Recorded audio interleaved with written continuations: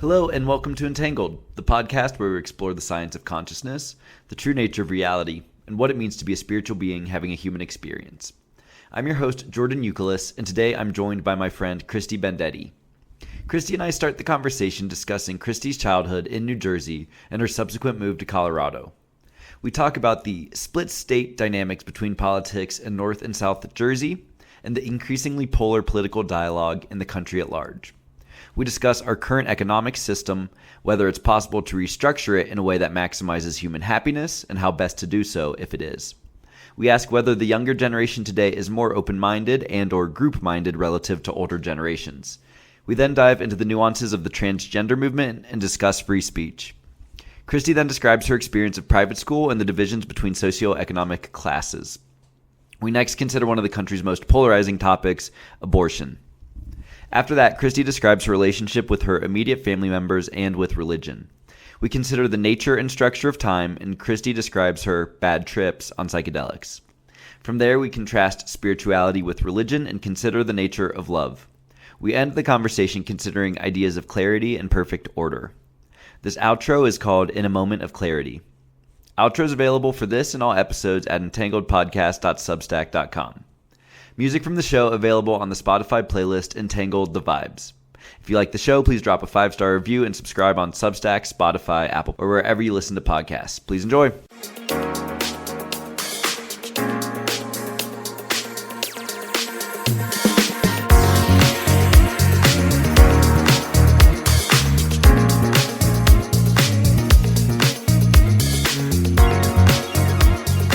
Kristy Bendetti, welcome to the Entangled podcast. Thanks for having me. I'm so excited to be here. Me too. Excited for your first podcast? Yeah, definitely a little nervous. I don't totally love being on the spot without much preparation, but I think it'll be good. We'll just flow. Yeah, no, I think it'll be super fun. I love keeping it organic and just, seeing how it goes. And like we were just talking about before we started rolling, we know each other super well. And so I think that a lot of ways we could take the conversation. Totally. So maybe to kick it off, why don't you just walk the listeners through a little bit about your background, where you're from, and how you ended up in Denver? Yeah, so I'm originally from Bridgewater, New Jersey. Best state in the country. Love New Jersey. Grew up in Central Jersey, went to a private school there, and then I went to college in upstate New York, Hamilton College. After college, I moved to New York City with most of my friends from Hamilton. Started working in advertising, marketing and advertising. Lived in New York City for about 6.5 years. Moved to Denver in 2019, about a year before COVID. And I've been working remotely ever since then, which is awesome. I was a little bit ahead of the remote train. And then now I work at Amazon in ad sales. I've been there for about 3.5 years. And it's an interesting place to be. They're definitely trying to revert back to the pre-COVID lifestyle. So I'm not really enjoying that too much. But I live in Denver because my sister moved here about 15 years ago. And I kind of have always followed in her footsteps and just wanted to be close to her. We're super tight and she's my only sibling. And so she started having kids and put roots down here. And I just knew I wanted to be close to her. So that's kind of why I'm here. That's awesome. Yeah. So you start talking about, being from New Jersey and how it's the best state. And I love New Jersey, but it also is a state that can get a lot of flack, as is Ohio, where I'm from. So tell me about, what do you think New Jersey is all about? Yeah, that's a great question. So I think the first thing that people think when they think of New Jersey is the Jersey Shore. Everyone cracks that joke to me when they say, when I say I'm from New Jersey. And I'm like, yeah, but no. If you drive out of Manhattan or drive away from the Jersey Shore, even if it's just 20 to 30 minutes west, the state is actually beautiful and not ratchet like you would expect it to be. Not Snookies running around everywhere. No Snookies. There's a lot of open space. West New Jersey is all farmland. My brother-in-law's family grew up on a farm and they have over 100 acres and it's kind of farmlandy. But you do get, it's a very interesting balance because you do get that liberal mindset coming from being on the outskirts of Manhattan. and really close to obviously one of the biggest cities in the world. But then you also do get that kind of Republican mindset from the more western side of the state and the southern-ish part of the state where it was more like farmland, or there is more of that, I don't know, Republican mentality. But I thought it was a great place to grow up. I think I mentioned this. I went to private school, which was an interesting experience. I think that definitely shaped me in certain ways. But yeah, I don't know. It was a great place to grow up. It was very chill, and we would still go into New York City. So I had that experience in high school a little bit with some of my friends. Like when we first got our licenses, we would drive into Manhattan and try to get into bars and then drive home at night. It was kind of like you're living on the edge a little bit, like on the edge of the fast lane, but not quite, because you're still kind of like far away from Manhattan. So yeah. That's interesting. Yeah. And, it's interesting the way that you're explaining New Jersey too. And I'd say from my experience, spending time in the state, I lived in Connecticut and New York for, a period of about probably 3 years altogether. So I've traveled to New Jersey, mostly northern New Jersey, Hoboken and stuff like that. But I also have some friends from southern Jersey and have spent some time in Philly. And I definitely get that sense of, it's kind of a divided state where you've got, like you said, kind of like the liberal New Yorkers, and you've got the more kind of salt of the earth, southern Jersey, like Philly, kind of like grittier vibe. It's interesting. And I don't know, I feel like it's probably healthy to have that better balance between just being in an echo chamber of the Manhattan liberals versus, being in like a rural neighborhood too. It is. It was interesting. Actually, my parents are kind of representative of that. My dad is very liberal and my mom is very conservative. I don't know how they've gotten along for so long. Actually, they haven't really, but yeah, we were kind of like a split household. It was interesting. But then as we grew up, my sister and I started leaning more towards the liberal side of things. And do you feel like the split between liberal and conservative has gotten more extreme? Oh, yeah. You mean in the country? Yeah. For sure. Yeah. 100%. I mean, we're basically like a completely divided nation. Yeah. No question. Yeah. What do you attribute that to? I think that I would I think that people are just getting, like, rightfully so, like more and more comfortable expressing their opinions on social issues because of things like social media and, I don't know, just, primarily social media. And when people feel like this is going to sound, I'm trying to like think of the right way to say this, because like, I do think everyone should have a voice. I think that people, when they think that they can have a voice, they inherently think that their voice is like correct and is like the end all be all of things, right? Like, I don't like taking COVID, for example, not to dive into the most hot topic of all time and like the most divisive thing ever. But I think that like when people, it's totally fair and valid to have your own opinion and to have your own autonomy over your own life and your decisions of how you want to run your body and your children's bodies and those things, right? But that doesn't mean that's like mutually exclusive from things like science is real and there actually is like data and evidence that XYZ is effective and things like that, right? So going back to your original question, I think that in a weird way, and I don't know what the solution is to this, the fact that people feel empowered to be so vocal about their opinions has just created this dichotomous country where you can just feel like your opinion is fact kind of and operate as such, if that makes sense. Do you know what I'm saying? Kind of. Are you saying it's like an echo chamber or not? But it's not that's not exactly where you're getting at. Yeah. No, I mean, I do think that there's definitely I mean, that's a separate issue for sure. Yeah, and I think that's also caused by social media. Maybe the better way to put it is it's given a voice to the loudest people to be extra loud. Yes, and I think that those people are not always necessarily, who's to say what's right or wrong, but I don't know. I do think that there are ways that you can argue down to the base of certain topics, I'm kind of being like cerebral right now, we can pick an example, and get to a point where you kind of can't really argue your way out of it. But like people feel like they can, because like they just keep digging their heels in. Yes. And like, just because that's their opinion, that is accurate and that is fact. And I think that's like where like a big issue in this country. It's like we're talking past each other always. From. Yes. And it's a big part of that is related to the lack of like critical thinking and like education in this country. Like I believe like one of the biggest issues in the country is just like a lack of education. Like we have an education epidemic. Like people are not getting educations with like books that have different perspectives, and they're taught to. It's crazy when you look at like how television has cut into reading time over the generations. It's really sad. Yeah. Well, did you ever hear that like guy from YouTube who's like hired by Google to create their like YouTube algorithm that feeds you videos?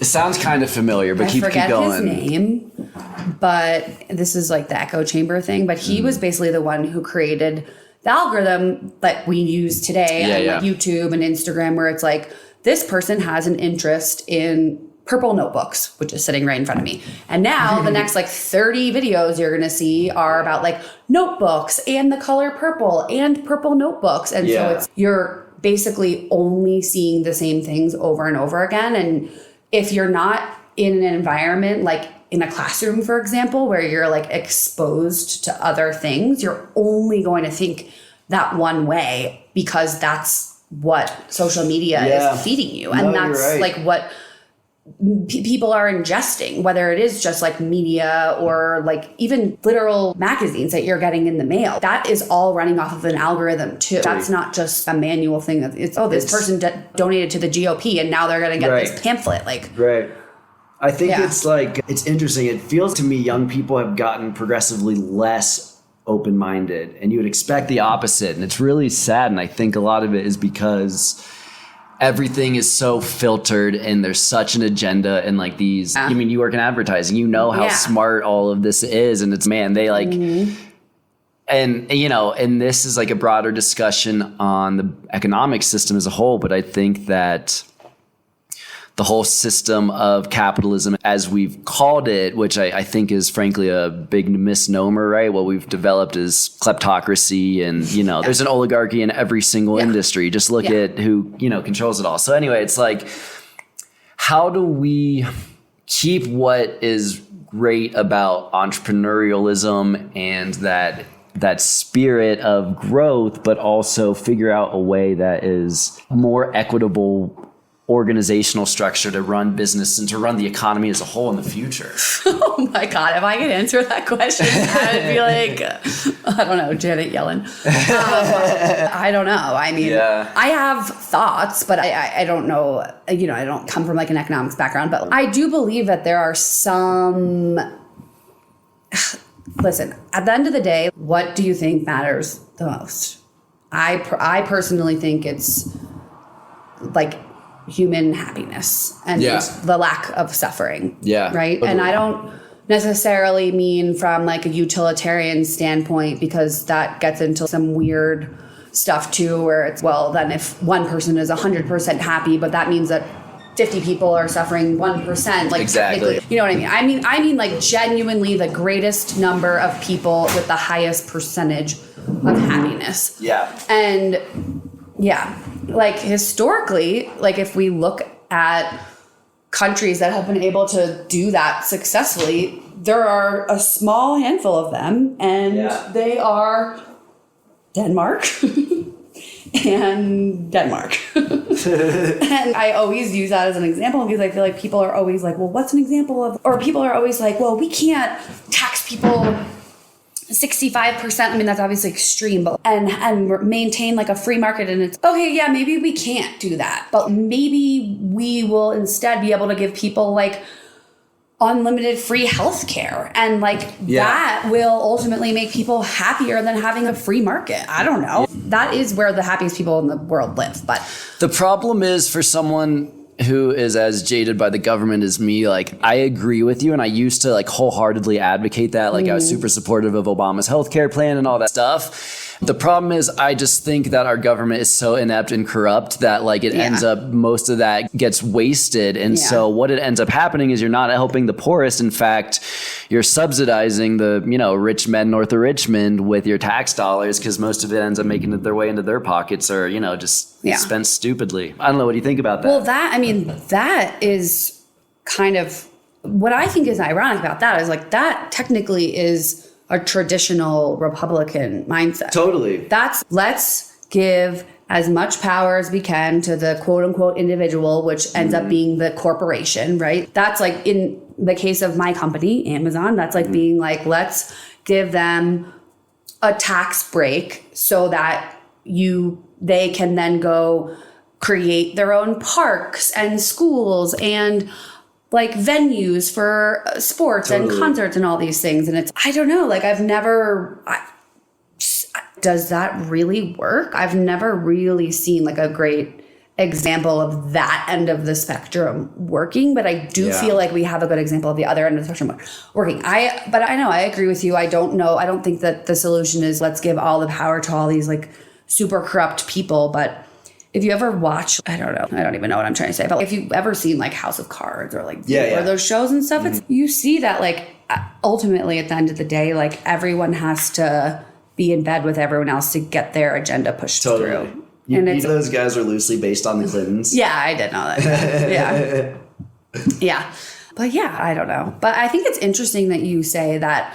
What did you say earlier about the youth in America, that they're like becoming more closed-minded? Yeah, exactly. I don't think that. You don't think that? I think Gen Z is, they're like the first generation to obviously feel, or probably to feel the most comfortable with coming out as gay or bi or trans or. But see, that I would push back on that, because I think that they're becoming uniformly parroting of a very specific narrative that I don't know if it all frankly holds up under close scrutiny. So I think that they're becoming more group-minded, maybe is the better way to think about it. Not necessarily closed-minded, but lacking of independent thought. Yeah. That's the South Park episode with the goths. Do you know what I'm talking about? Yeah, exactly. That's a great way to put it. Because look, I think in particular with some of the stuff that's happening in the transgender movement, that people are making really big mistakes and moving way too fast on some pretty important stuff. Like I came out recently with an essay pretty critical about the concept of gender affirming care and giving out like puberty blockers and these like mutilation surgeries. This stuff is happening at a very rapidly increasing pace. And there are some, you know, like always vested interests that aren't always looking out for the best interests of the kid.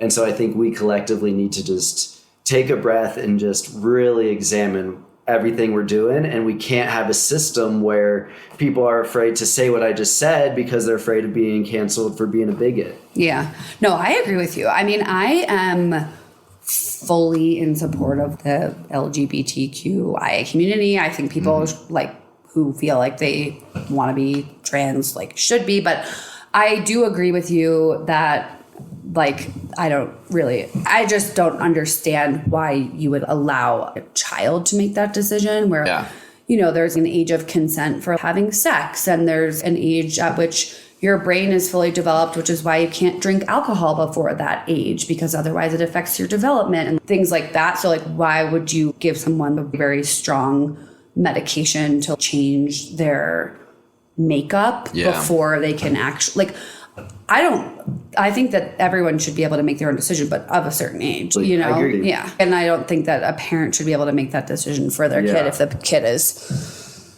5 or whatever. I don't know. But once they reach a certain age, then you can just do whatever you want to do. Mm-hmm. But that's just not how society works. You can't drive until you're 16. You can't fight in the army until you're 18. Why can you take these medications and completely like change your body, you know? Yeah. And it's just, you know, all these pharmaceuticals, they rush these products to market. They don't ever really do real long-term safety studies. So it's, you know, I hear the gender affirming care argument for why you should have it is, you know, your kid is at risk for suicide if they're trans, right? That's true. But then I think that just that argument, and like you were saying earlier, look, there's stats on both sides. You know, I'm not an expert in this by any means, but like I've actually heard there's pretty strong statistics that post-transition, the suicide rates are actually much higher, and that most kids, when they're going through puberty, that's kind of when your maximum body dysmorphia is naturally, and that the vast majority of these kids, if you just let them be and not push this kind of stuff on them, then they just grow out of it and they end up being comfortable in the body in which they're born. Yeah, I mean, I don't think any kid should have anything pushed on them at all in any realm. Totally. Example, last night I was babysitting my niece. She's 5 and she was signed up for dance class and she was having a fit, didn't want to go to dance class. And instead of my sister being like, you signed up for this, we paid the money, you have to go, blah, blah, she was like, you don't have to go. Yeah. You don't want to go? Don't go. But we're going to cancel the class. We're not going to keep paying and have you not go every week. But kind of like, you can make your own decision. I don't care. Yeah, I'm not going to push it on you. Same thing with finishing your food. You don't want to finish this rice? Don't finish it because that's going to create an unhealthy habit. Yeah. I don't know.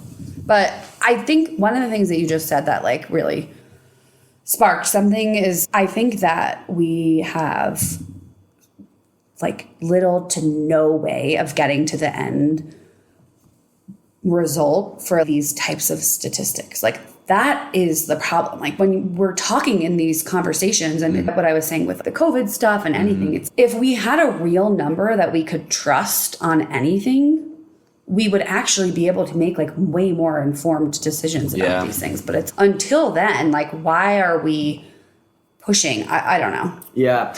Well, and I think it's a good point. And it brings me back to something you said earlier when we were talking about like speech and kind of the louder voices. And, you know, you mentioned that the continued polarization is maybe part of with kind of the social media and everyone having a voice online. And you know, that's kind of amplified people's willingness to be extremely loud and in an environment where, you know, maybe you wouldn't do that necessarily if you were in person, right? And I think I agree with you in broad strokes, but I think that the difference for me is the issue isn't necessarily that people are too loud. I think it's that it's hard to filter out the noise. And I think that I don't know. Does that make sense? Well, yeah. I mean, that kind of goes back to what we were saying about like the algorithm stuff, right? It's like, that's noise. You can hashtag anything and have your video that could be grounded in 0% reality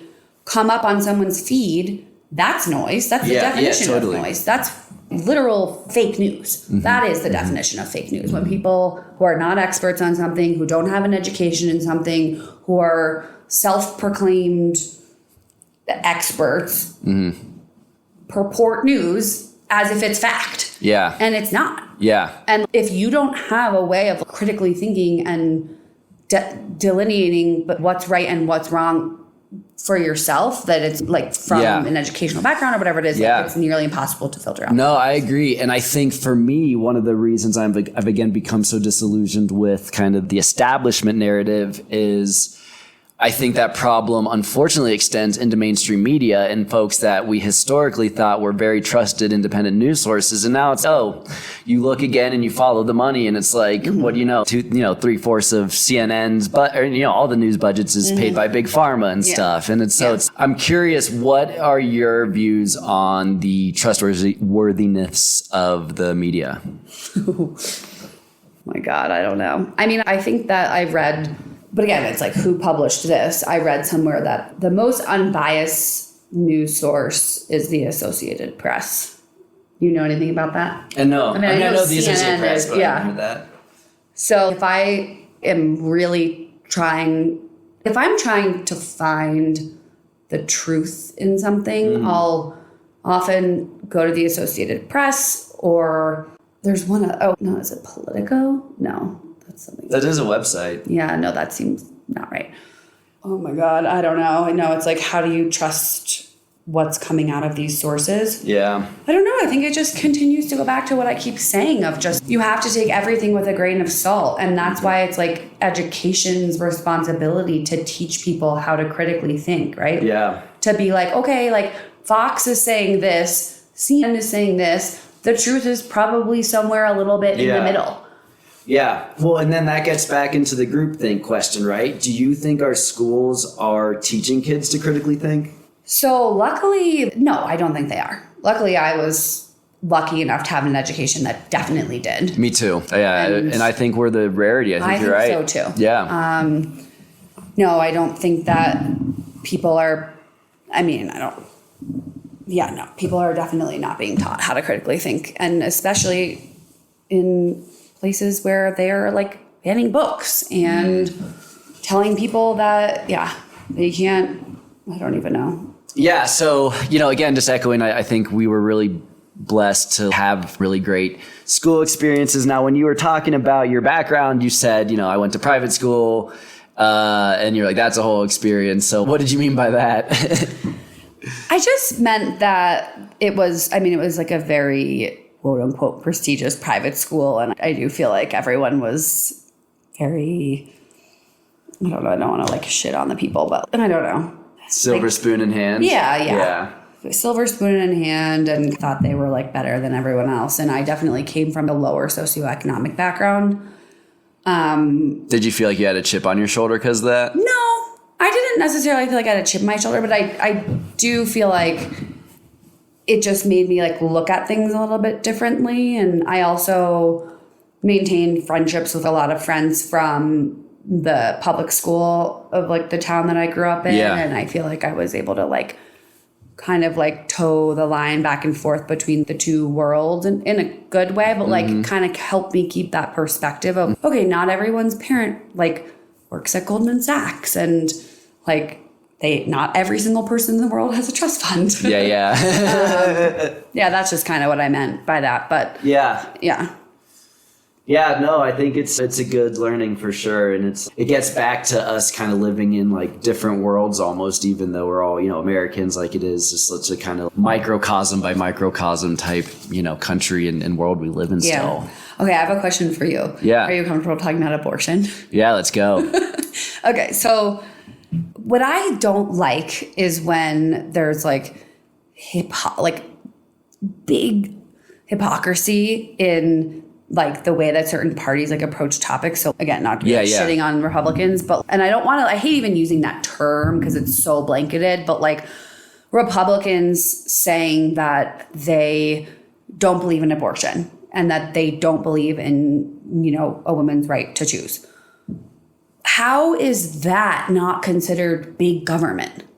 Like that to me is like the epitome of let's get in and let's govern everything about an individual.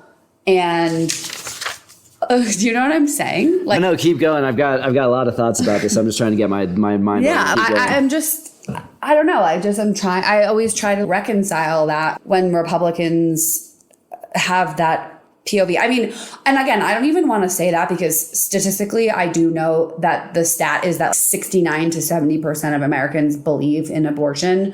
And that doesn't represent or align with the percentage of people in the United States that are Republican. So it's definitely not like representative of that. And that's why I think the way that we elect people to our Supreme Court who actually make these types of decisions is just like totally fucked. But I don't know.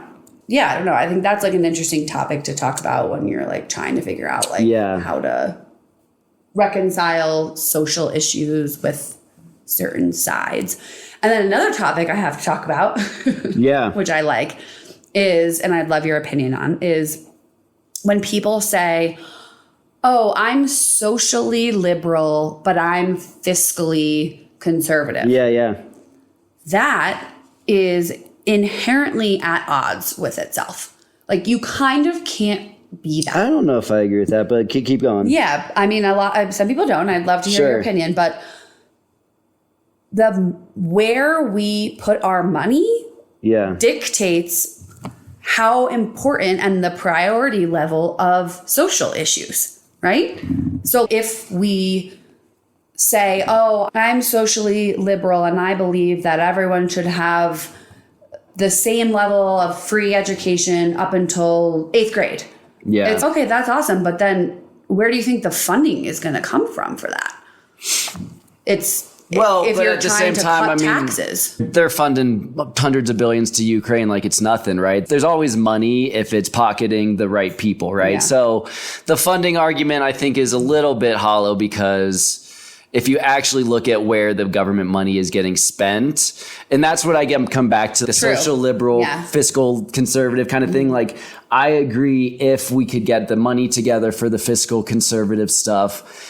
And, you know, it's spent wisely and our government people are not mooching off the money. And, you know, there's not organized crime infiltrating Teamsters unions and moving half out the back door, right? If we could have a system that I trusted in that would be allocated appropriately, I would agree with you there. But so that's almost why I think when it comes to fiscal conservatism, like the kind of discussions have gotten a little bit too distorted, I think. Like I don't know if I'm making sense there, but that was just something. So I was trying to get to all of it. Yeah. On the abortion topic, you know, I've got a lot of thoughts on this one for sure. So I'm glad that you brought it up. So I think it's a few things how I would respond to it. I think, again, my perspective was probably pretty similar to yours most of my life. I think now it's a little bit more nuanced for sure. I think a couple things. I think number one, you know, to say that conservatives are against abortion and just, you know, to blanket right off half the country and to say that they all have a very specific view on such an important and nuanced topic is a little bit playing into the kind of echo chamber and polarization, right? Yes. And I think that, you know, is the whole conversation of first trimester versus second, right? Was there, you know, rape involved? Were they underage? There's a wide range of people's views about this topic. And so I think for me, the bigger issue that I find is that I think that both of our party establishments have been corrupted by the interests of, you know, big corporation, and that they very blatantly use techniques to reduce complicated, nuanced topics to a few bullet points, get the people to hyperpolarize, yell at each other about these topics. And then meanwhile, they're, you know, lifting all our money out the back door. You know what I mean? Yes. Totally. So that's kind of how I feel about kind of abortion from a high level, you know, and I think that also the conversation, again, has moved so far from where it started from when, you know, Roe v. Wade was passed 50 years ago. And I think culturally, you know, we really need to examine the underlying issue. And it's like, how do we create a world and a country where people are not having to make this decision, right? Where they're respecting their body and finding love and starting a family when they want to, understanding how you get pregnant, having access to things like condom and preventatives and stuff like that. But also, you know, why is it that we have this culture that seems to promote through Hollywood and other things, just wanton sex everywhere, you know, hypersexualization. Yeah. And so I don't think it's necessarily a bad thing to, you know, think about how can we create a better system, for example, that, you know, kids that, you know, maybe are born to families that, you know, are ready for them, but there's a good pathway for kids to get adopted into homes where maybe the parents, you know, are having trouble having kids. And for whatever reason, like, that seems like an easy problem to solve, yet adoption is incredibly expensive. It's super hard. So many of these kids get lost in the system. So... So I don't know. I think it's a bigger cultural topic that we should be having.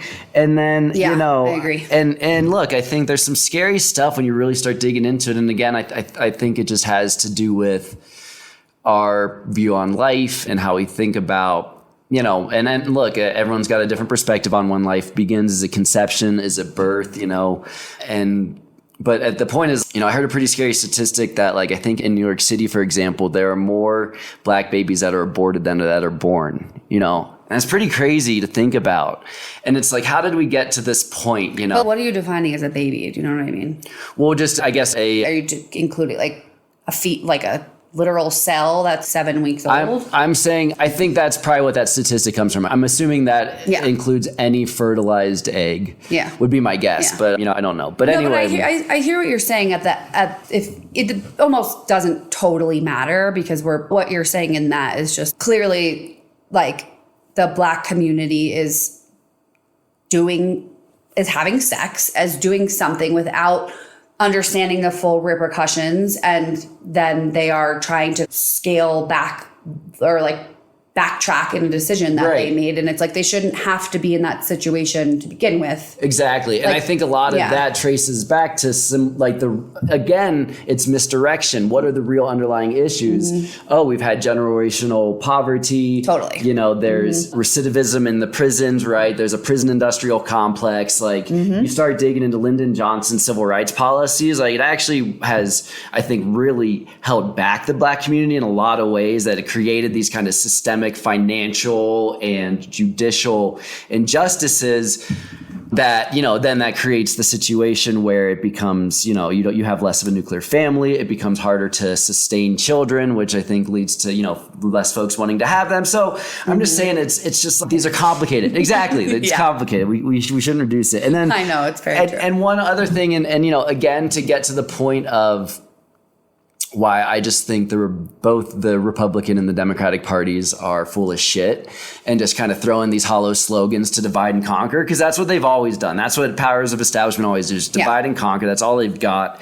But anyway, you know, you bring up the point about, you know, obviously women having autonomy over their own body and that being part and parcel of the abortion conversation, which I fully agree with. On the flip side, I think that we saw that the Democratic establishment in particular, and, you know, more of the left-leaning the members of the populace during the pandemic, were some of the most vocally proponents of, if not vaccine mandates, vaccine coercion for sure. And we can't act like that didn't happen and that, oh, we never thought that they were going to stop transmission, et cetera, et cetera. So I think it again gets to, you know, advertising and women's right over her autonomy is most important thing in the world if it comes to abortion. But when it comes to vaccines, well, no, Pfizer has control. My thought is that I hear you, and I've had conversations with people on that topic. I think that it's a little bit different, because if I walk out the door and I go to Starbucks and I'm pregnant and I get a coffee and I go back into my house, no one that I encountered on that walk was impacted in any way, shape, or form by my pregnancy. If I walk out the door and I have COVID and I go to Starbucks and I am coughing and then I'm handing someone a $5 bill and then I'm having a conversation with someone and then I'm walking back home, those people are potentially affected by my presence. And that's a little bit of a different line. I don't think that, you should be forced to do anything to your body, but I do think that if you choose not to do those things to your body, that some form of restriction might come along with that, because you are impacting the well-being of others around you. And I think that argument potentially could hold truth, although I still would push back pretty hard on it. But nonetheless, the vaccines don't stop transmission. Yeah. So your argument falls flat, I think.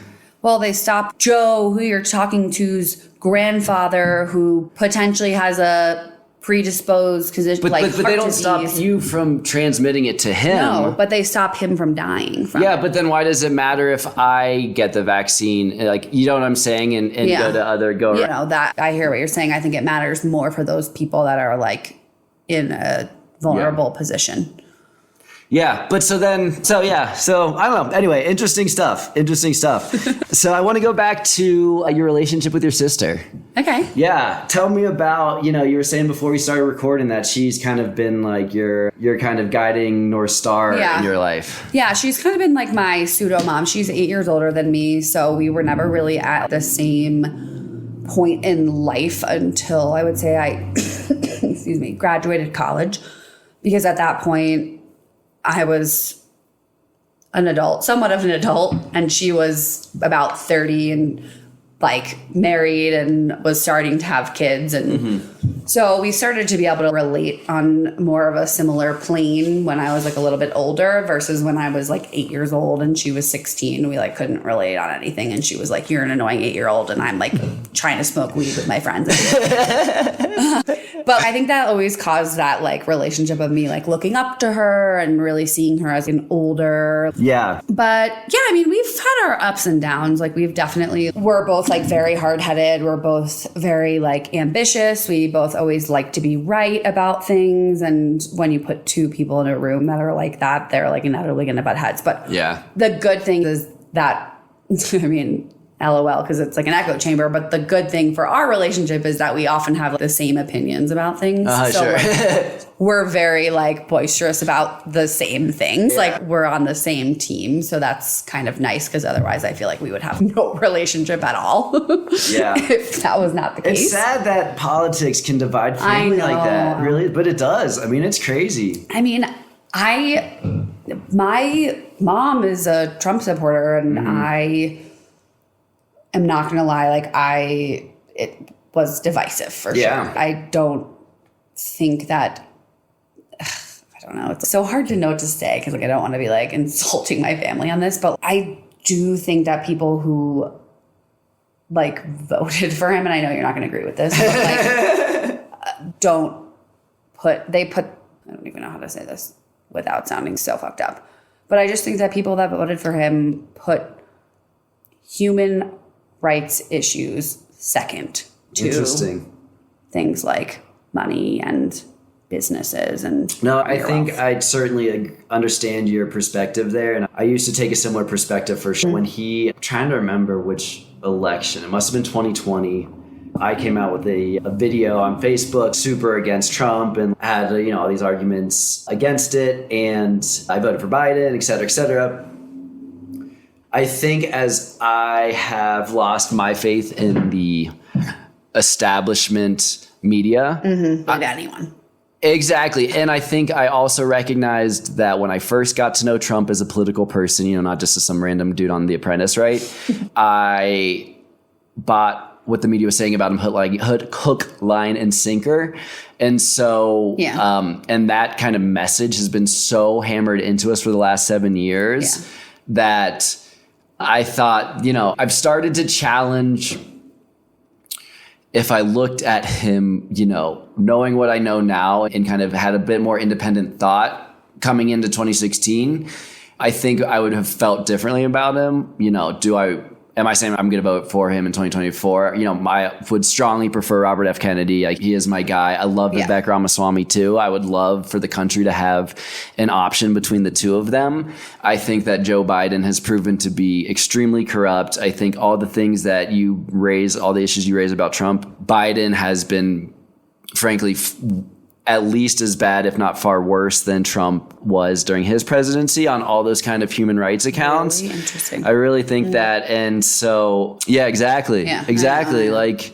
It's when you control the narrative, and Mr. Biden has no problem sending money over to Ukraine. And look, like a harsh reality that people have to face that really don't Trump is that he started no new wars in his presidency. Like that, you got to give him credit for that. And that's something that hasn't been done in, I think, probably the pre-World War II era. Seriously, it's pretty crazy. So anyway, all that's to say. But wait, you think that Biden started a new war? Ukraine, yeah. I mean, look what's going on. He started that war? I think that there are a lot more nuances to the situation between Ukraine and Russia than the narrative we've been sold. I think that if you look at the expansion of NATO since we won the Cold War in 1991, and we told the Russian Premier Gorbachev that we will not move NATO 1 inch to the east, we've moved it 1,000 miles to the east. There are bases all over Eastern Europe. Ukraine is a hard line, always has been for Russia. So anyway, point is, I think our military presence in the region is not as an innocent passerby, and we have to recognize that there's a lot more going on in that situation, that benefit a lot of powerful people in the military-industrial complex. Yeah, okay, I agree. Wait, should I go back to my sister? Yeah. I feel like I keep getting into politics. No, it's good. I love it. It just kind of flows all in and out naturally. Yeah. Well, and also, actually, I think I want to kind of double click on your relationship with your mom a little bit more. So when did she become a Trump supporter? I think since she was always one. So since 2016, so she, okay, gotcha, yeah. She voted for him in the first election. Both times. She always was a fan, yeah. Yeah. So let me ask you then, was that a marked turning point in your relationship, or was it always, kind of topsy-turvy? Yeah, no, always topsy-turvy. We have never had a good relationship.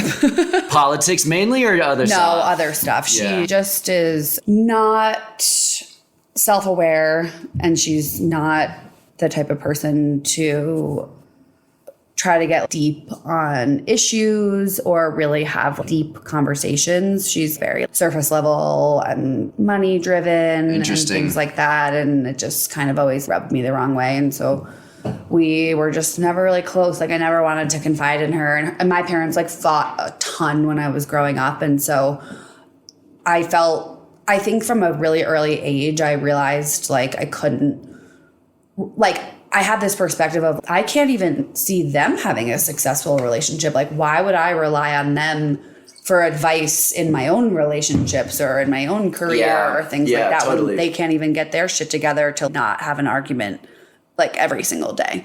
So we don't really have a super close relationship. And I think that kind of led me to lean on my sister a lot more and my brother-in-law. He's amazing and really smart and very thoughtful and Have they been together for a while? Yeah, they just celebrated their 12-year wedding anniversary. They've been together for, I think, like 17 years. It's crazy. Yeah. Good for them. Really That's awesome. time. Yeah. And what about your relationship with your dad? We have a little bit of a better relationship with my mom, I would say. Like he's like a little bit of a teddy bear. He's like a really nice guy, like very soft-spoken, loves sports, very like big Yankees fan. He was like born and raised in New Jersey in an Italian family. And we were really close with his mom, who was my grandma. But yeah, we have a decent relationship. But again, he like owned restaurants my whole life. That was like his profession. And I saw like the downside, like the underbelly of that industry and realized that of what industry, sorry? The like restaurant industry. Oh, interesting. And like I realized, I was not something I wanted to go into. The party scene, or what about it? More just like how you could have a great restaurant and for whatever reason it's just not like a trendy place to go, and then you've poured so much money into it and it's not successful, or or if you're like he owned a lot of bars. There were like a lot of like Irish pubs. And a lot of the employees were big drinkers and were constantly giving free alcohol and food to their friends that were coming by. And, like it's hard to track that stuff unless you're like babysitting people 24/7. And you have to have people that you really trust working with you. And he had a couple of those throughout the years. I mean, it was like all he did his whole life. And but I just saw the stress it put on him of not knowing who to trust and not knowing what was going to work, where and when. And like, for example, he opened one restaurant in Manhattan it was like in 1999 maybe. And like they poured like millions of dollars into the renovation, and then 9/11 happened and like people literally stopped. Like the city was like a different place for 2 years. And that was like when they were supposed to be like taking off as a restaurant. And then there was like, they poured a bunch of money into some smoke like ventilation system, because that was when you could still smoke in bars. And then New York was one of the first cities to pass a law that you couldn't publicly smoke in bars and restaurants. And so another thing, like another reason people like stopped going out for a little while. They were like, oh, I can't smoke in public. Like I'm not going to go to this bar then if I can't enjoy my whiskey with my cigarette. So like crazy things like that. And so that kind of drove me to want to that actually was like one of the main reasons why I think I became someone who works for a big corporation. Yeah. I was like the security of it. Totally. And it's not the most secure. At the end of the day, it has just as many risks. Like right now, sure.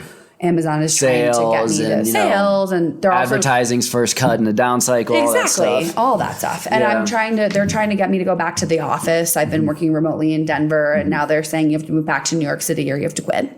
No shit. Whoa, I didn't realize that. I thought you were I just assumed that there was a Colorado office. Nope. There is a Colorado office for AWS, but not for ads. Could you transfer? They're giving me the option of potentially transferring to New York or LA, but not AWS here.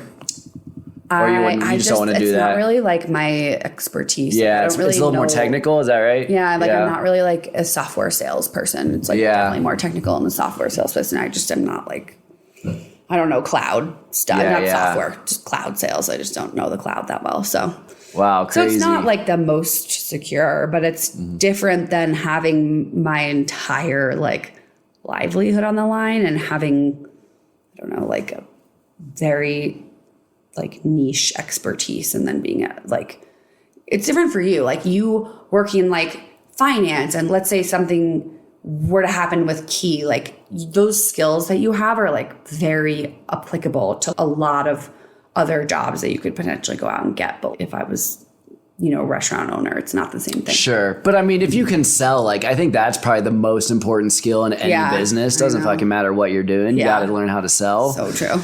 So I feel like you're selling yourself short. I think you would crush it at pretty much anything. Thanks. Yeah. Let's talk about religion.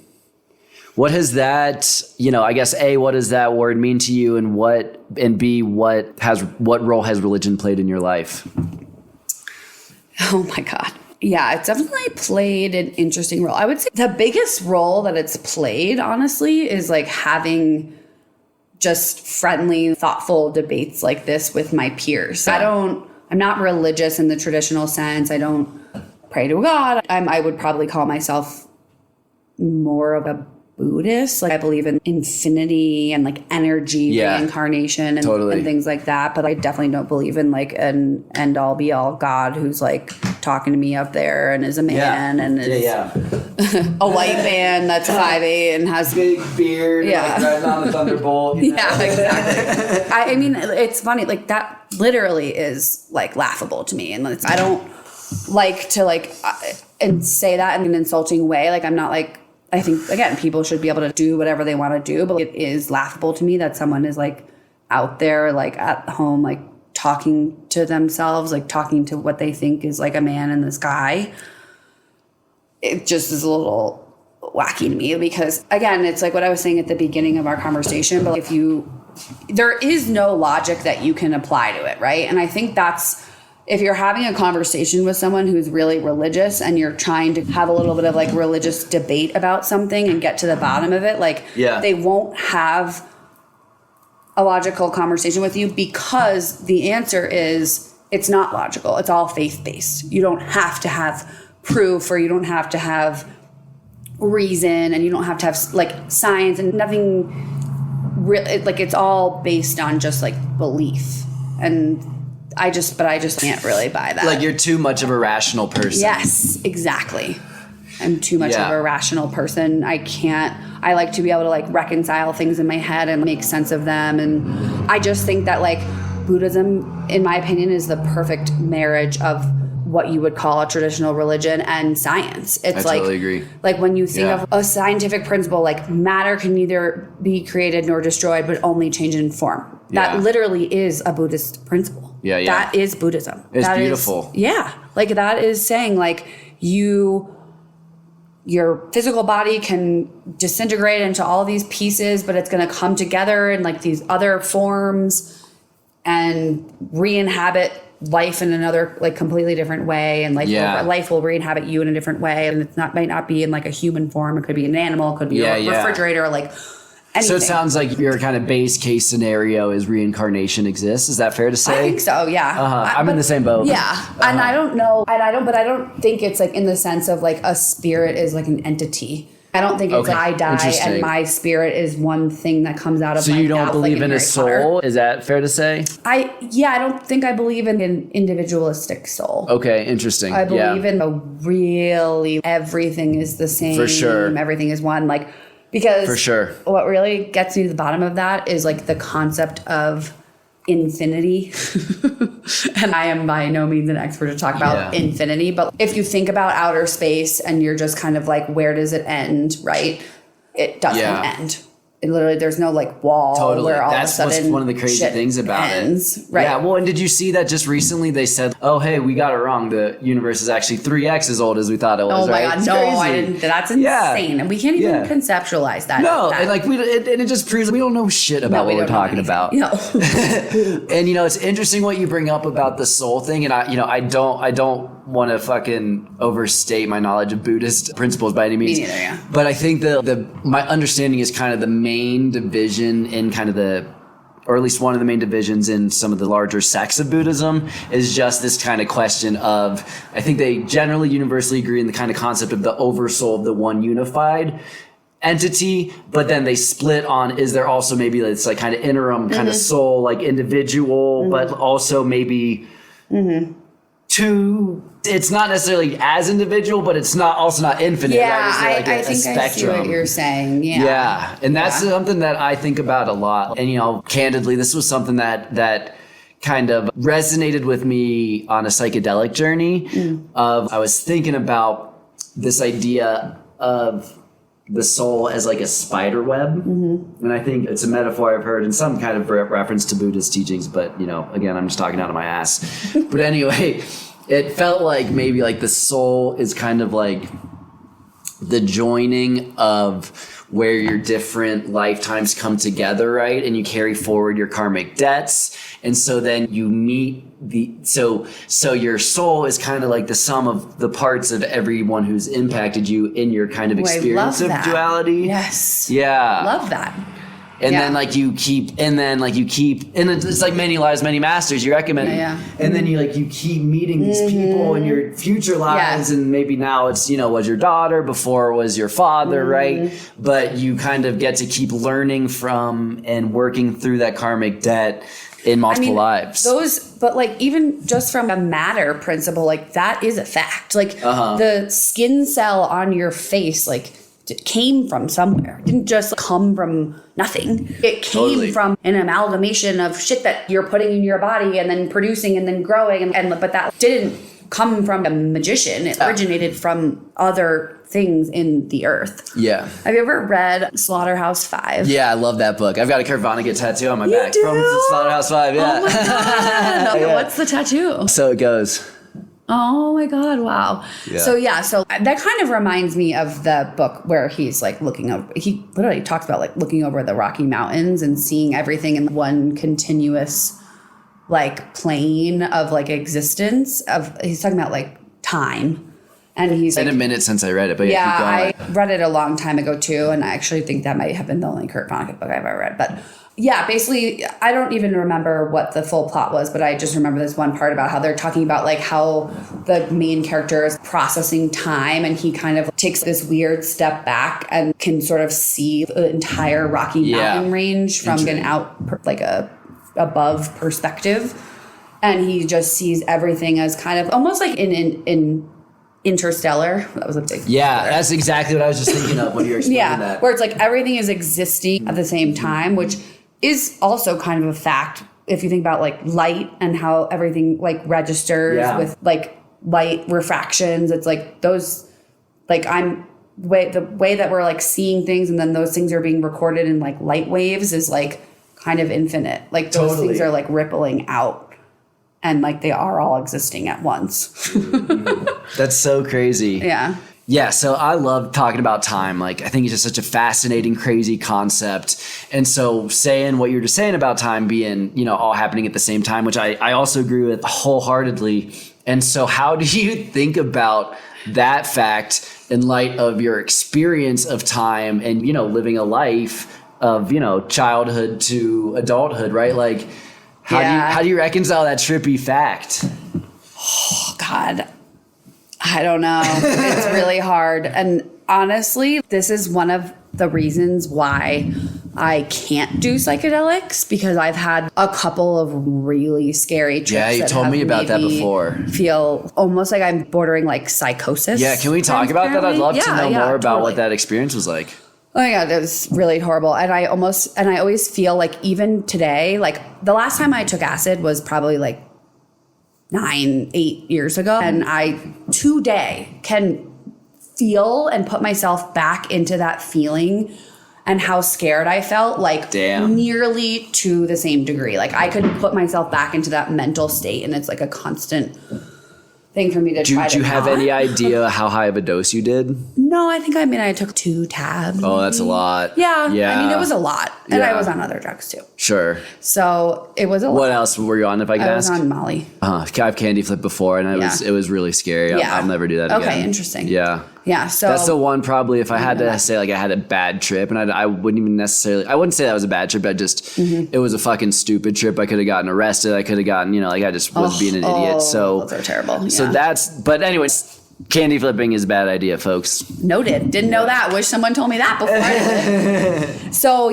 my first acid trip ever, I was at Camp Bisco in upstate New York. And isn't that kind of notoriously sketchy as well? Yeah, it is. It has it had a little bit of a sketchy reputation. It was run by Hell's Angels, and they were very, I don't know, like they would take people's drugs and resell them, or take the drugs and take them themselves, and it was kind of lawless in a weird way. That's what I've heard. That's weird. It was weird. But yeah, I saw one person, right as I was starting to trip, I saw one person die. Oh my God, that's crazy. I didn't know actually in the moment that they had died, but I found out later that they had died. But also, I bet you probably did, because, when you're in that state, you're hyper aware. Exactly. Yeah, totally. Exactly. But actually, I still kicked out of it and was like, I'm fine, and kept going. And then we went to a concert that was happening there. Who was it? It was Skrillex. Oh my God, that's like the worst. Worst. It was like Wookiee. Like, literally fiery hell. I was like drawn. Yes. It's exactly like when I tell people the story, I like do that. I'm like, yeah. Oh my God, it was so bad. That's so funny. And in the middle of the crowd, this guy started having a seizure.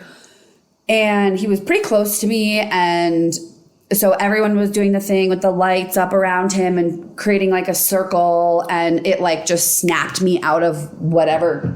I was having a fine time. It like snapped me out of whatever trance I was in. Do you know how long into the trip you were at this point? Probably like maybe 2 hours. That's when it really, I feel like you fart fucking fire on all cylinders. It was not good. Yeah. And so then I started panicking. It was like my focus just got really taken away. You said this was like 9 years ago? No, that was the last time I ever did acid. This was my first acid trip. Oh, this is your first time. Which was in 2011, maybe? So you had a really bad first and last time. Oh, I mean, every time I did it was horrible. Really? How many times did you do it? Maybe like 4. Dang. I think you're just doing too much. I think so too. That's two tabs. I don't think I've ever done 2 tabs. And so for your first time, but that's what's tough about how the war on drugs has just screwed all of our understanding and approach and the education stuff, blah, blah, blah. But anyway, nonetheless, it sucks that it's unfortunate that you've had those bad experiences, because I feel like if you had your first experience with psychedelics, now, like knowing what you did now, and, you're doing it in a safer environment, they could potentially have been beneficial. I agree. And I think no one told me. And I also think it was like a party mentality. And I was very much in this party crew where I was like trying to be cool and keep up with the amount of drugs people were doing. I wanted to seem just chill about everything. And so I like took this approach of, I'll do whatever and not make it a big deal. Yeah. And I really wish someone had been like, this is kind of a big deal. Like maybe you should not be at a Skrillex concert. Like we should do it. Like it just was never right. Yeah. But yeah, so then right after that, I flipped into this mindset of feeling like I was dead in a hospital bed. Whoa. And I was like looking at my own body, and I wasn't dead. I was in a coma. Oh, whoa. And I was in a hospital bed in a coma. You as Kristy, or like a me different as Kristy, okay. And I could see my family members, including my sister, around me, like standing around the hospital bed, looking at me, being super disappointed, and being like, I can't believe she would take drugs that would put her into this state. And then I proceeded to I peed my pants. It was like really weird. I like lost control of my body. Yeah. Weird shit. But I did call my sister actually while that was happening, because one of my friends was like helping me, and she helped talk me down. And then I just had to go sit by our tent for the rest of the afternoon, and it was awful. But yeah, it's like I've had these weird things where I've been like thrown into different states. And that's scary. Like really, yeah. And I don't know how, honestly, I think it's just increased my anxiety in adulthood, which is unfortunate. That's too bad. I know. Yeah. Yeah. Have you tried any type of like sound healing? No, I haven't really. I'm starting to potentially explore things like that, and also ketamine therapy. Yeah, that's interesting. My therapist is like a big proponent, or my psychiatrist is a big proponent of ketamine therapy, and I think I might do it. I've heard really good things. Yeah, I've got some friends who have had really good feedback. Really? Yeah. Okay, that's interesting. Yeah. Yeah, so I might... I've tried it a couple times too, and I really had a good experience. Oh, really? Yeah. At a doctor's office? No. Okay, I was going to say. I'm like, wait. Yeah, I'm like literally going to do it through an IV drip. Yeah, that's interesting. Office, Yeah, I know what you're talking in like about. a controlled environment, because another part of my like anxiety is tied to kind of what we were just talking about, where I don't feel comfortable taking experimental drugs anymore because I don't want to be put into that state of mind. And there's, fentanyl everywhere now. Oh, well, that too and all that. It's It's really fucked up. But so. No, that's interesting. So let's get back to the religion conversation. Yeah. So what, you mentioned you went to a private school. Was it religious? It was not. Okay, No. Interesting. Yeah. But you did say you were doing like a Sunday school kind of thing growing up. Is that right? Yeah, I was doing Sunday school. If I think back on it, I don't think it was that bad. I don't think it was like that much of a negative influence in any sort of way. It definitely just taught me like morality, and it was like something to do after school, and it was like a structured thing where we got together with people from the church and stuff, and it really was fine. It was more just like when I started to think critically about the Catholic Church, and interesting. where I was just like, the dogma. Fucking absolutely not. Can't even handle. I mean, did you see that study recently that 600 kids over the last 30 years were like abused by members of the Catholic Church in It's really sad. Mid-Atlantic area? It's horrible. The systemic just like lack of protecting of kids is in these powerful institutions is so sad. Disgusting. It's disgusting. Horrible. Yeah. But so branched away from religion, never really. Yeah. Was there anything that caused you to branch away, or was you just kind of like a gradual thing as you got older? It was like, I swear, it was like going to college and just meeting people from like different backgrounds and being like, oh, I have gay friends now, and I know people who are gay and bi, and or have a gay parent, and that's not weird, and no one's being hurt by like anything that they're doing, and so like, why would I like support an institution that like thinks that's wrong? That makes sense. I'm really like, live and let live, And I think there's a lot of things that organize religion, at least, the powerful ones that, are the big influencers in modern day society, right? I think there's a lot of places they got it wrong. And, one of them is the focus on, this dogma of, you have to believe this, because I think if we had this encouragement of free thought and we said that science and God are antithetical, but like you're saying in Buddhism, they're one and the same. But because we get locked in these, Jesus is the one and only, and if you don't accept him, then you're a sinner and you deserve to die. So like when we actually look at what Jesus was saying, it sounds pretty fucking Buddhist. Totally agree. It's crazy. Yeah. Oh yeah. And then what's wild is there's all these theories that there's 20 years of Jesus's life in the New Testament that are missing. A lot of credible scholars, including the Vedic tradition themselves, say that he went to India and studied the secrets of the ancient wisdom. It's crazy. That's so crazy. I have the chills. It's That's wild. I hope that is true. Yeah, me too. Yeah, I don't know. I mean, it's funny. It's just that people take the Bible as the end-all, be-all text, when in reality that text has been translated more than any other book in the history of the world. So we're going to go off of it's literally called the King James Bible. Yeah. The king obviously has a vested interest in, what you think. Yeah. We're gonna Give me all the money. Yeah. Don't ask any questions. Yeah, exactly. Yeah. Literally. It's funny. But yeah. And then when you also think about just like Islam, it's okay if we want to just go off of whoever's saying my religion is the number one. If we're going by like pure population, that's the number one religion. Yeah. And if that is what actually is true, then every single person who's Christian is quote unquote wrong. So it's like, to your point, it's like you have to believe in all of it. There is no one is wrong and one is right. And I really can't get behind that. And that's, I don't know. Yeah. So how would you, classify your views on like the word spirituality? Like, I think that, when people ask me if I'm religious, like I love the history of religion and I love exploring all these ideas of thought and kind of how we came to where we are. all that stuff. But religion to me kind of implies dogma. And maybe that's not necessarily fair, but I think that the Latin root religare comes from to bind. Yeah, right. That's a little trivia fact for the day. So to me, that's why I prefer the term spirituality, because I think it's getting at the same, human nature, and I mean our higher human self, of wanting to know, what are we here for? What is our purpose? What is this reality, right? Oh my God, 100%. Yes.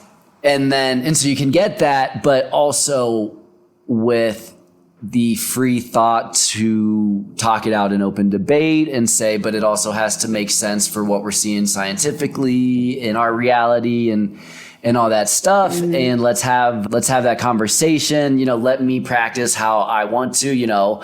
Obviously I have had a great experience with psychedelics. You haven't, right? But you've had other modalities that are working better for you, and you're figuring what else you can do to hopefully achieve a similar effect and not get into that tough mental space again. So I think that's all to say, to me, I think that idea of direct experience of divine, of spirituality, of what does God mean to you, incorporating, if you choose, what Jesus said and what the Catholic Church says and what, the Sufis said and all that stuff, right? And then deciding for yourself what makes sense. I totally agree with you, because, if you really think about the origin of all religion, you just said this basically, but it was created to help people explain and feel better about their existence. Yeah. And so if your religion is deviating from that at all and making you feel worse about your existence and saying, no, you can't be gay, and no, you can't do this, and no, you have to live by these principles, and or else you're going to go to hell and all these, that's interesting, because literally the whole reason that this came about from the very get-go was because people didn't have an explanation for what happens after you quote unquote die. Yeah. And so we're trying to make one up, and we're just trying to make ourselves feel better about ourselves. And that's exactly what you're saying. It's however you practice. If you want to take a tab of acid and I don't want to do it, that makes you feel better and it doesn't make me feel good, fine, do it. As long as you're not harming anyone else and you're not telling other people what to do, you should be able to do it. Yeah. I totally believe that. Yeah. Totally.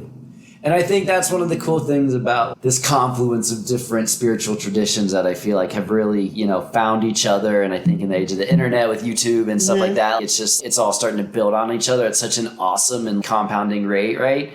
And there's this phrase from the Rig Veda that I love that's, truth is one, the wise call it many names. And I think that's kind of this convergence we're seeing right now. Ooh. And talking about reincarnation, have you heard of the Nag Hammadi Gospels? No. Okay, let me go grab it. I gotta show you this. Okay. Wait, what was your quote? Truth is one. The wise call it many names. Whoa, I love that. Thank you. Okay, I want to look it up. Yeah. Wait, have you heard this quote? My favorite quote. It's a Confucius quote. And it's, you have 2 lives, and your second life begins when you realize that you only have one. That's funny. Good one, right? Yeah. Okay, so the Nag Hammadi Gospels, speaking of reincarnation. I heard about this actually, but yes. You might have. So they were discovered in 1947, I think it was. 2 years after, World War II ends, and we dropped a couple nuclear bombs. So it's kind of that gives another mystical element to it, right? But there were some scrolls that were found in Egypt. Nag Hammadi is a town in Egypt. And they were just found by some, little boy who was, I think, out shepherding his goats or something like that. And threw a rock and heard a pot shatter. Went and found them. No way. What we think they are some early books of Christian and pre-Christian philosophy that were taken from the Library of Alexandria in the 3rd century AD, and were saved, for preservation, because this was the time period when the church fathers got together at the Council of Nicaea in 325 and formally set church doctrine and formally decided which books were part of the New Testament and which ones weren't. Whoa. And so these are all the ones that they purposely excluded. Whoa. At least that's the, the conspiracy theory, right? Yeah. So anyway, so as people have taken a look at, kind of what these were said. Yeah. And another crazy idea, obviously who knows, but, some of the people who are into this stuff think that these were the books that were Jesus's teachings after he returned from death. Oh, okay. So they're almost like his most enlightened teachings. Whoa. And anyway, one of the pretty significant differences of what was in the Nag Hammadi Gospels versus what's in official church doctrine is that he was a strong proponent of resurrection as being a continuous part of life. Mm-hmm. And like in Catholic Church, for example, we have this and maybe I'm misunderstanding. I didn't go to Catholic church, so my mom was Catholic, so I'm like somewhat familiar with the area. But anyway, point is they kind of have this depiction of the crucifixion as this horrible event of church. If Christ died for your sins and you're a horrible person and you need to flagellate yourself, at least that's maybe how it's portrayed in the media. Mm-hmm. But if you look at what Christ says about when he was crucified, he's like, I was laughing because I saw the folly of their ways and I knew that my death was nothing and that life is eternal and that, I was laughing and I felt pity for these people who were burning me at the stake. And I think that's it's so subtle in a way, but it's so profoundly different that it, out and just kind of outlook of life and death. Yeah. Oh, I totally agree with you. Yeah. He was basically like not afraid when he was like on the cross. Yeah. Crucified. He was like next to two people and I forget the story. It's like one looked at him and asked for forgiveness or something. And he was like, I forgive you. And then I don't know, it was like the other one didn't, but the one who did was like then also not afraid to die or something. Interesting. Or something like that. Yeah. I don't know. But yeah, I mean, I really like thinking of life and death in that way because it allows you to not have any like fear at all. Mm-hmm. Because it, it's everything that you're doing on earth, I believe, like I said, is infinite. So if I love my boyfriend, which I do love him so much, I believe that love is like an infinite thing and carries on beyond our lifetime. And not to sound sappy, but no, I believe. And so it's not because I die, that's not going to go away. Like it will remain in the history of, you know what I mean? Yeah. And so it's not scary to think of death when you do kind of approach it from that perspective. I agree. And I think that fear of death really permeates our society and it manifests itself in a lot of ways that people probably don't even recognize. But it's very, important. Oh my God. Like plastic surgery, trying to look younger, getting like PRP, like injected into your body and your face to look 4 years younger, all that shit. Yeah. That's like a big industry that's like just fueled by that. Yeah, it's crazy. It really is. Oh, shit. What was I just going to ask you? Oh, yeah. So you talk about a really important concept, love. Mm-hmm. And what do you think is the fundamental nature of love? Like the principles of it or what makes it up? Well, you talked about kind of how it's this infinite, unbounded energy, right? And I completely agree with you there.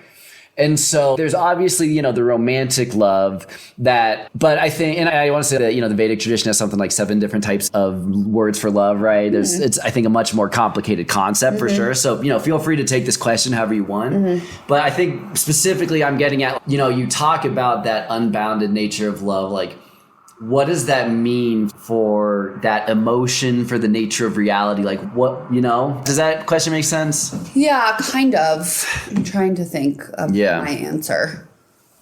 Here's maybe I can give you a little bit more context if it's helpful. Yeah.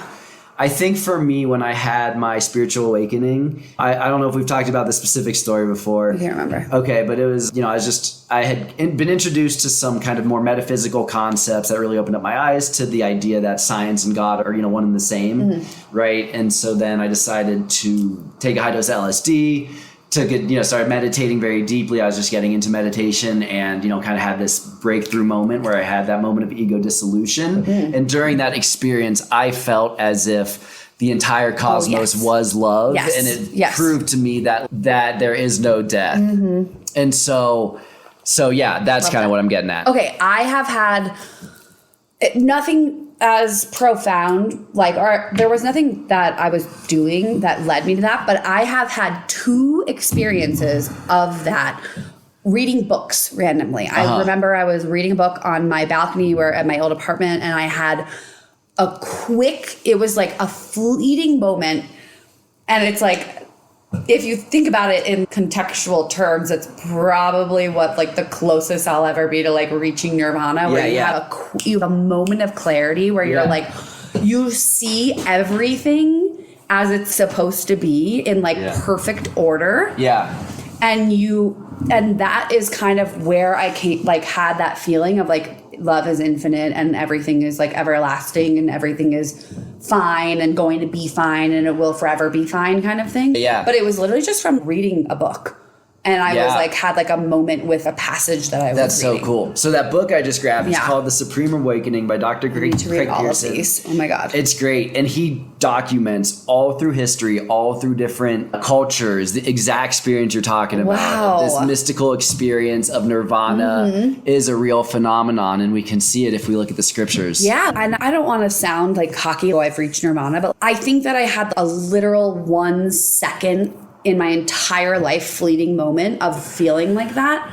Well, and I think, not to cut you off, but, one of the things that I've started to believe as a fundamental truth as I've explored more kind of Eastern philosophy is that what you're having in that experience that you had, that I had on psychedelics, is a glimpse into the possibility of a permanent state of enlightenment that we humans are capable of evolving to a higher spiritual nature that exceeds the realm of possibilities that we've limited ourselves to believe we can achieve. Yes. I mean, we're limiting ourselves every day. It's, we'll have this conversation and then I'll go home and continue my like stupid routine. And I'm not going off and becoming like a monk. And I probably could be or should be, or like all these, I don't know. Well, but it's also back to all the stuff we're talking about before, right? Where we've got all kinds of crazy political issues in our country, all kinds of financial hardships, right? Just a society that's based on crony capitalism that doesn't, that is almost by definition antithetical to a lot of these morality principles that we're taught. It's really hard to figure out how to navigate that and to feel like you're self-actualizing as best as you can. Yeah, it is. You have to thread a very thin line. You do. Yeah. Because, it's like you want to play by the rules and you kind of want to be perceived as normal and you want to have like goals that are like rooted in reality. And like with that comes a lot of times money and being fiscally successful. And then it's like the further down that line you go, the further away you sometimes get from these things. But that's why it's like super intentional to have to come back to all of this stuff and setting aside time to be meditative and whatever that means to you. I actually do feel like for me personally, exercising is a lot of that. Totally agree. I'm really able to, feel very present when I'm exercising or doing yoga or anything that's giving me a lot of endorphins. I feel closer to my body and myself and my awareness and the current moment. And I just think that is like something that we could all do every single day to try to get back to the basics of let's like remember that like I'm a human, you're a human. Like I have feelings, you have feelings, like all the stupid things like that are obvious, but not so obvious when you're like on a work call and someone's like yelling at you. Sure. Yeah. It's funny. Sorry. No worries. Bad cough. I know. I'm going to read all of these. It's crazy. It's so awesome. Yeah. I think I was reading, one of the books I was reading when I had that moment was like one of, Thich Nhat Hanh. He's like I know of him. He was like a monk of this thing called the Plum Dynasty in Tibet.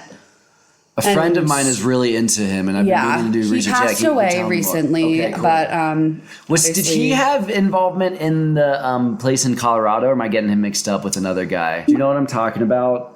It's like a school here. Oh no, not the same. Never mind then. That school is in the one in Boulder. You know what I'm talking about? Exactly. Yeah, it's called Naropa University. So back to Thich Nhat Hanh. Yeah.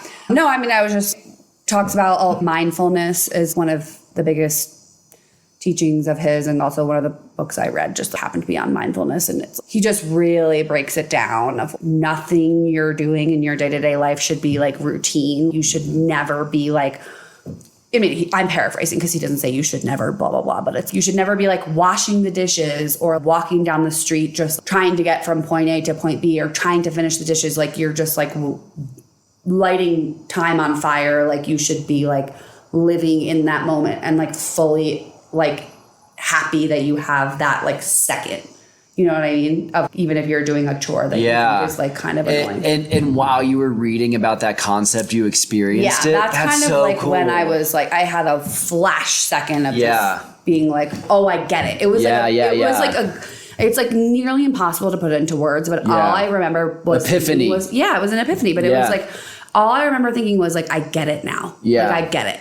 But then it goes away and you kind of try to like grasp it and you want to like chase it and hold it, but like it doesn't. And that's like part of the whole Buddhist joke. Exactly. The more you want it, the farther it is. Yeah. It's funny. It's the cosmic joke of life, right? Mm-hmm. Yeah. It's cool though. It's cool. So have you found ways to successfully get closer to that state of mind again? There are certain things that I think are really like specific to me that make me feel like very present. Like again, just like exercising. I really love animals. Like anytime I'm like with dogs or like with, how about like nature? Yeah, nature. Yeah. That's like definitely one of the main reasons why I I live here. I just feel like it's very, being able to go hiking and be in the woods by yourself within 30 minutes is like amazing. And just like little things like that on a day-to-day basis, but nothing crazy. Yeah. I have not gotten into meditation. I tried to start doing like a morning journaling thing, but that's really a good idea. Off pretty quickly when I've never been able to keep that habit up either. It's funny. It sucks. People that do it really like it, but yeah. What about you? I mean, do you have any way of getting back there without drugs? I do, yeah, for sure. I've started doing transcendental meditation. Oh, okay. That's been the biggest thing for me. And so I do that twice a day. And that's kind of my baseline. But then there's other stuff I do too. I do yoga too. I think, and it's like we're saying, I stopped drinking. That was actually before my awakening, but I think that's contributed a lot to me just, getting more in touch with myself. Yeah.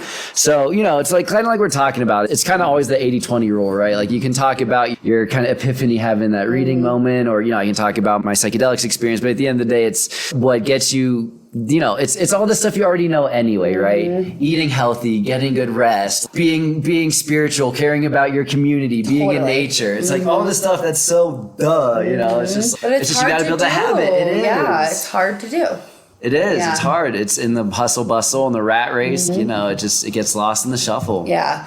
And then, the other part of it, which we were kind of talking about, tying back to like why, potentially having religion and politics drive a wedge between certain people in your life and you and things like that. It's you maintain friendships and you have friendships that don't necessarily have these things as principles, or they don't prioritize them as much as you do. And that's fine. And that shouldn't be a reason for you to not be friends with those people. But then, I agree. But then when you are friends or, you spend time with people like that, it can take you away from these things. So it's like kind of interesting. It's an ebb and flow for sure. Yeah, it's like it's all about it can be isolating. Balance. It is, yeah.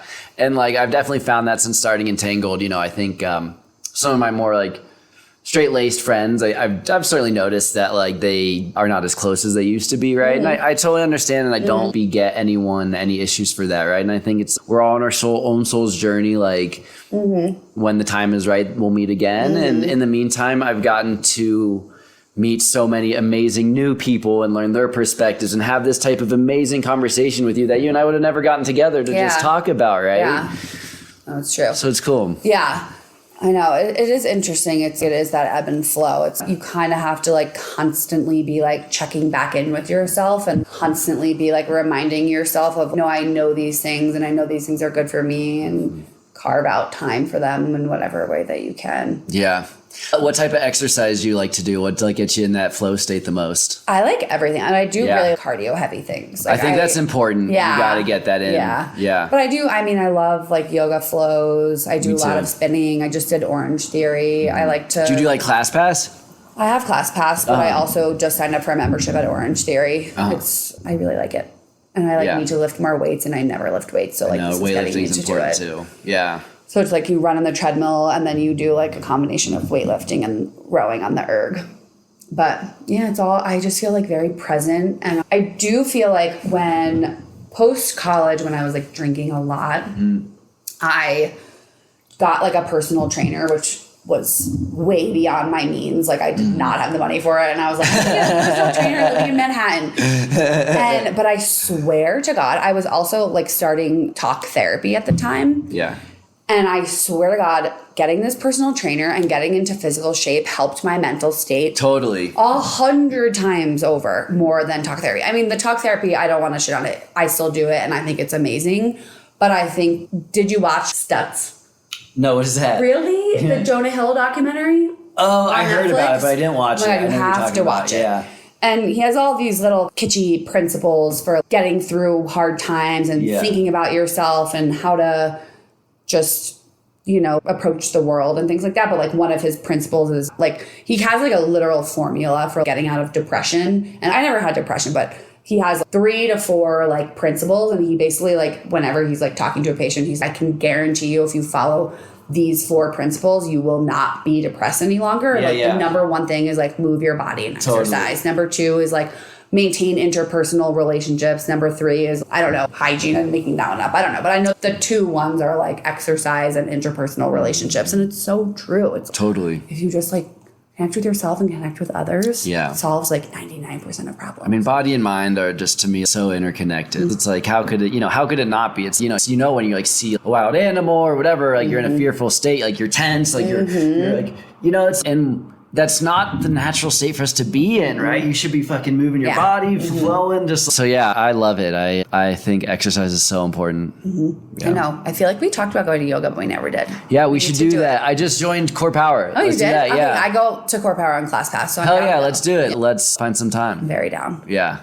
Awesome. Yeah. Well, Kristy, with that, this has been just such an amazing conversation. Thank you. Thank you for having me. I feel like I'm not an expert on anything, but I can talk about any topic and I have opinions on everything. I love it. That's what's great. That's why I am such a proponent of free speech and open discourse and just, that's the way to heal the crazy polarization is not to keep digging our feet in and yelling louder. It's to get together and just talk about like, how can we come together? Could not agree more. Yeah. I love it. Thank you for having me. Thanks, Kristy. You're the best.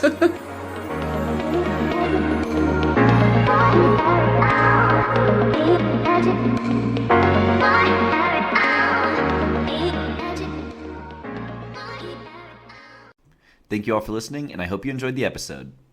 In this conversation, Kristy and I discussed moments of awakening, those ineffable experiences of pure clarity, of unity, of unboundedness.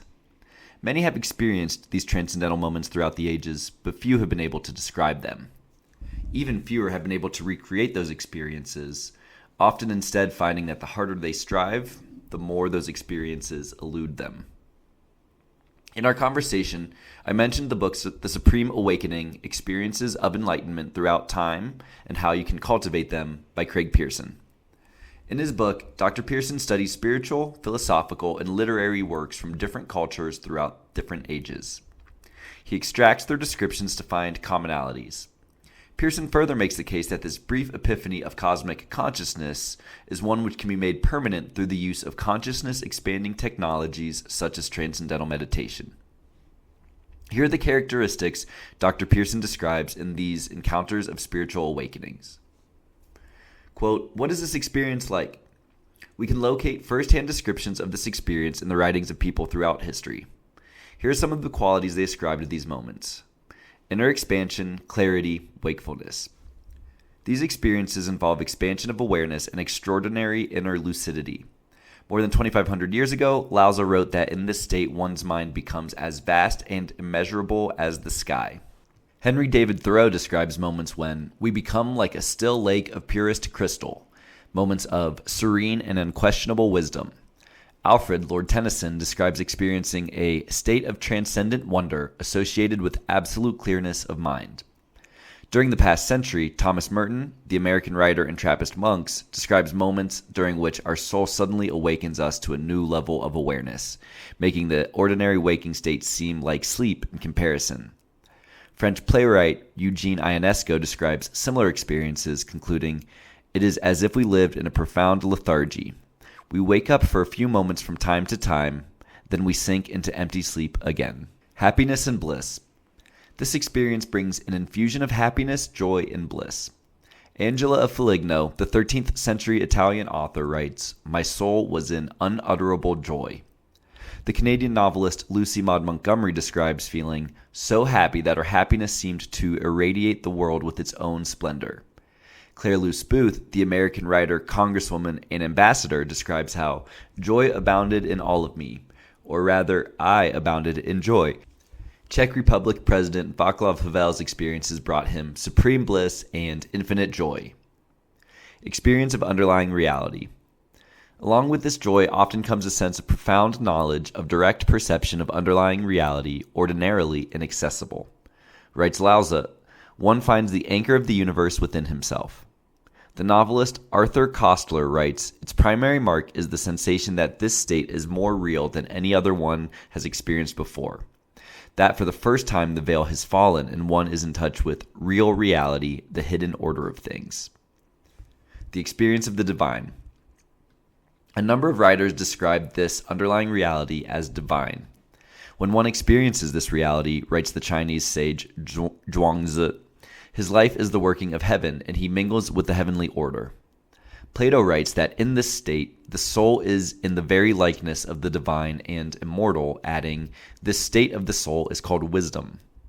Ralph Waldo Emerson describes these moments as an influx of the divine mind into our mind.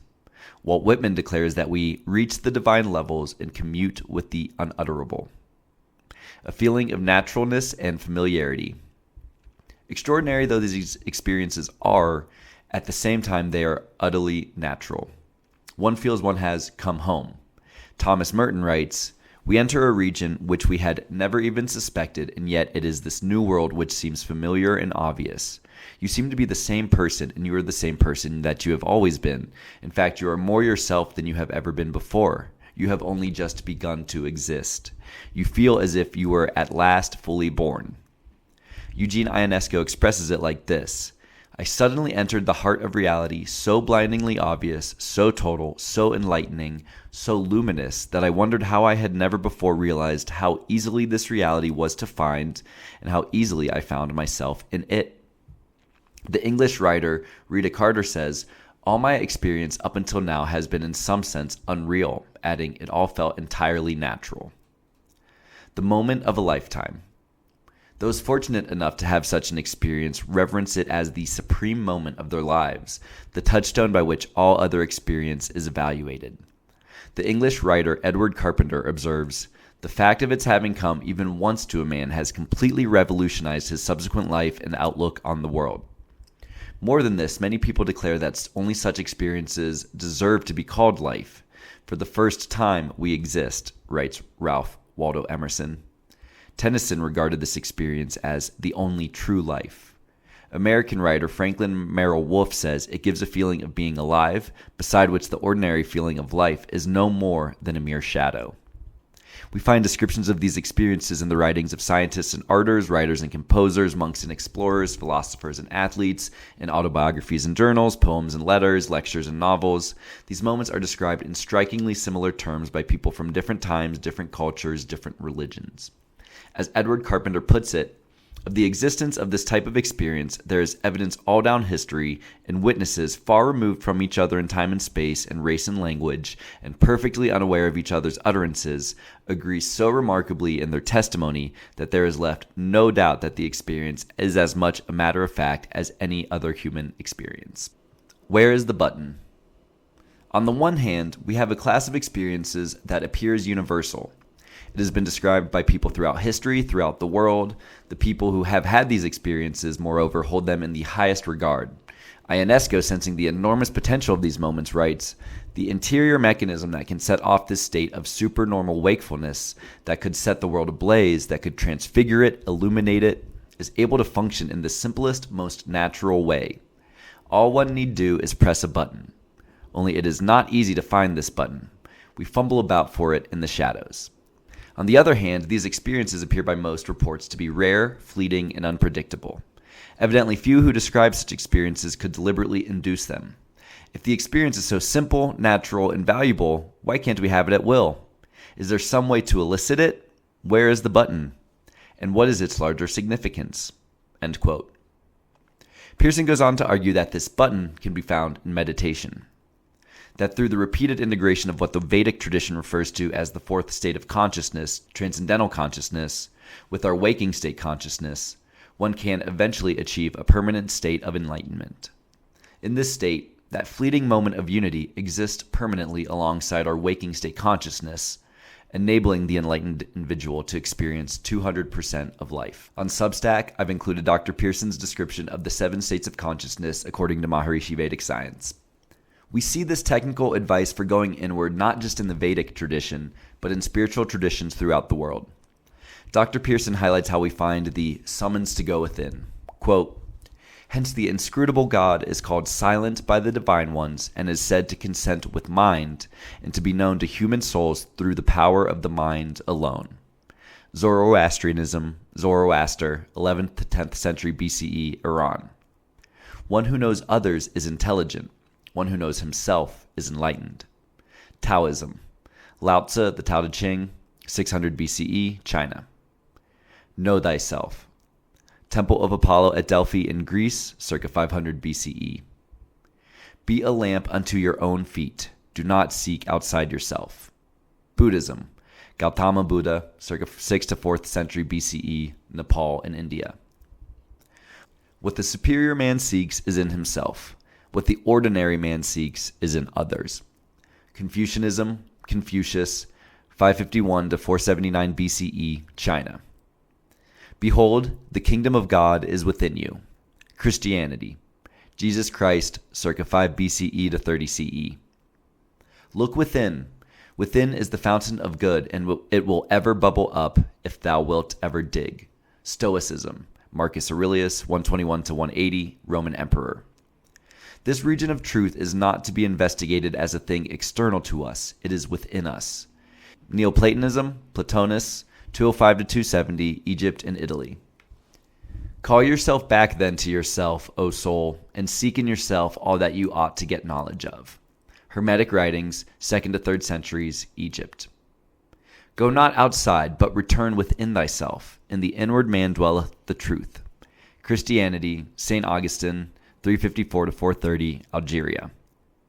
"The greatest wisdom is to know thyself." Judaism, the Talmud, 200 to 500, Israel. "The heavens are still, no sound. Where then shall God be found? Do not search in distant skies. In man's own heart he lies."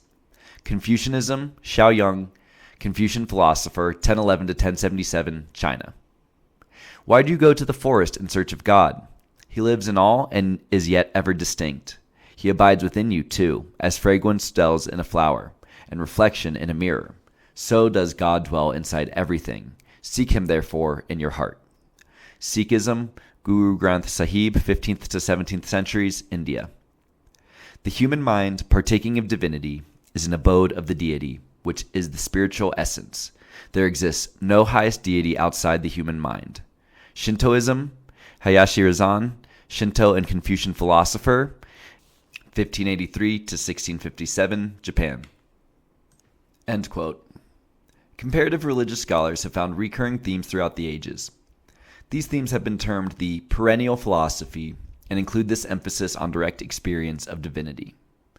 Eknatheswaran summarized the highest common factor of all theologies in his introduction to the Bhagavad Gita. Number 1, there is an infinite, changeless reality beneath the world of change. Number 2, this same reality lies at the core of every human personality. And number 3, the purpose of life is to rediscover this reality experientially, that is, to realize God while here on earth. Humanity currently sits at a critical juncture point between the age of Pisces and the age of Aquarius, where it feels that we are finally remembering the lessons of the perennial philosophy, where we are rediscovering the spiritual technologies of the past, the hermetic principles by which our cosmos and our physiology operate. As we do, will we also discover that enlightenment is our birthright? I hope so. I hope that the experience of spiritual awakening becomes readily accessible by individuals around the world, and that in turn human civilization learns to favor spiritual enlivenment over technological progress and wealth creation. In closing, here is a section of William Wordsworth's 1978 poem, Lines Composed a Few Miles Above Tintern Abbey, describing his experience of supreme awakening.